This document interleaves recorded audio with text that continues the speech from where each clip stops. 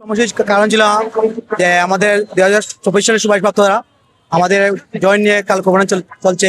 এক সময় প্রতিমন্ত্রী বললেন আমাদের এনএসআই ভেরিফিকেশন হয়ে গেছে, এখন পুলিশ ভেরিফিকেশনের জন্য অপেক্ষা। কারণ আমরা জানি যে পুলিশ ভেরিফিকেশন 2 বছর পরে করা যায়।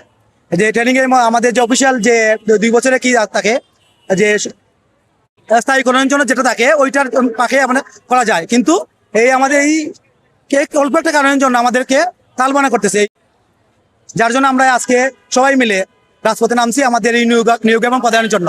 আমাদের গত আন্দোলনের সময় কথা হয়েছে যে প্রতিমন্ত্রী আমাকে আশ্বাস করেছিলেন যে 3-4 মাসের ভিতরে আমাদেরকে দিয়ে দেবেন। তিনি একটা টকশোতে বলছিলেন যে আমি কি এপ্রিলে আসছি, এই তাদের কি রাখবো, আমি কি এই জন্য এই ডিপার্টমেন্টে আসছি। এখন আমাদের কি হলো, আজকে 7 মাস চলে আমরা এই বেকার অবস্থায় আছি, আমাদের আর্থিকভাবে ক্ষতিগ্রস্ত। আমি একটা জব থেকে সাইডে আসছি, মানে সমাজের চলাফেরা করতে পারতেছি না, যার জন্য